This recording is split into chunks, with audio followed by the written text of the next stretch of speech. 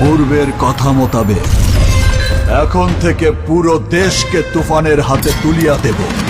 সে যা চাইবে পাইবে, যা করিতে চাইবে করিবে।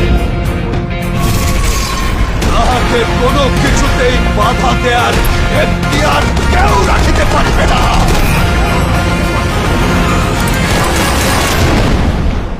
আর এর ব্যত্যয় ঘটিলে